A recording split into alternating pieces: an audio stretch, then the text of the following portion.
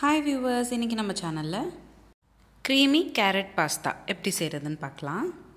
இந்த பாஸ்தா செய்கிறதுக்கு வெங்காயம், சீஸ், பட்டர், பால், மைதா அந்த மாதிரி எந்த பொருளும் சேர்க்காமல் இந்த க்ரீமி கேரட் பாஸ்தா செஞ்சுருக்கேன். வாங்க பார்க்கலாம் எப்படி செய்கிறதுன்னு. முதல்ல ஒரு மிக்ஸி ஜாரில் வேக வச்ச 2 கேரட் சேர்த்துக்கிறேன். உங்களுக்கு பாஸ்தா எவ்வளோ க்ரீமி டெக்ஸ்சர் பாஸ்தா தேவைப்படுதோ அதுக்கேற்ற மாதிரி தான் நீங்கள் கேரட்ஸ் சேர்த்துக்கிற மாதிரி இருக்கும். ஆனால் இன்றைக்கி நான் வீடியோவில் 2 கேரட்ஸ் தான் சேர்த்துக்கிட்டேன். அடுத்ததாக 50 கிராம் போல் பன்னீர் சேர்த்துக்கணும். அடுத்த இன்க்ரீடியண்ட் நம்ம பெப்பர் சேர்த்துக்கலாம். 1 ஸ்பூன் அளவுக்கு பெப்பர் தூள் சேர்த்துக்கோங்க. கூடவே 1/2 ஸ்பூன் உப்பும் சேர்த்துக்கோங்க. உங்களுக்கு பாஸ்தா எவ்வளோ ஸ்பைஸ் தேவைப்படுதோ அதுக்கேற்ற மாதிரி நீங்கள் மிளகுத்தூள் சேர்த்துக்கணும். 10 ml எண்ணெய் சேர்த்துக்கிட்டு நல்லா ஃபைன் பேஸ்ட்டாக பிளெண்ட் பண்ணிக்கணும். தேவையான தண்ணி சேர்த்துக்கிட்டு அரைச்சிக்கோங்க. அடுத்து ஒரு கடாயில் 30 ml போல் எண்ணெய் சேர்த்துக்கிட்டு கூடவே பொடிசாக கட் பண்ணி வச்சுருக்கிற பச்சை குடமிளகா சேர்த்துக்கிறேன்.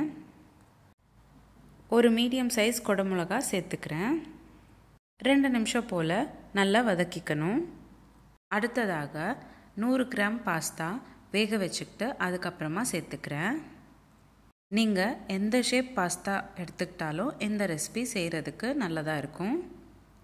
நான் இன்றைக்கி சங்கு ஷேப்பில் இருக்கிற பாஸ்தா வேக வச்சுக்கிட்டு சேர்த்துக்கிறேன். அடுத்ததாக நம்ம பிளெண்ட் பண்ணி வச்சுருக்கிற பேஸ்ட்டை சேர்த்துக்கிறோம்.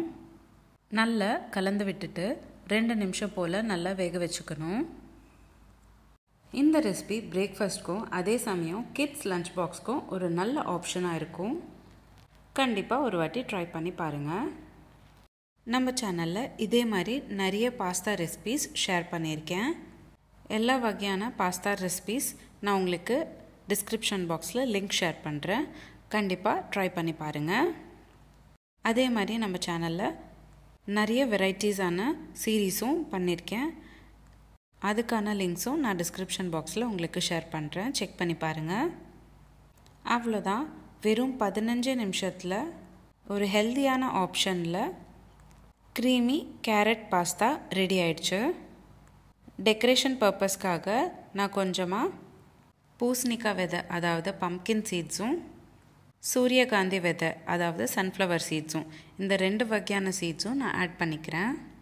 இந்த மாதிரி நம்ம பாஸ்தாவில் சீட்ஸ் ஆட் பண்ணிக்கிறப்போ சாப்பிட்றப்ப நல்லா க்ரன்ச்சியாக இருக்கும். இந்த ரெசிபி நீங்களும் ட்ரை பண்ணிவிட்டு எப்படி இருந்ததை நான் கமெண்ட் பாக்ஸில் கமெண்ட் பண்ணுங்கள். உங்களுக்கு இந்த வீடியோ பிடிச்சிருந்தா லைக் பண்ணுங்கள், ஷேர் பண்ணுங்கள். இதே மாதிரி டெய்லி ஒரு ரெசிபி பார்க்குறதுக்கு என்னோடய சேனல் சப்ஸ்கிரைப் பண்ணிக்கோங்க. மீண்டும் சந்திப்போம் ஒரு சுவையான ரெசிபியுடன். தேங்க்யூ.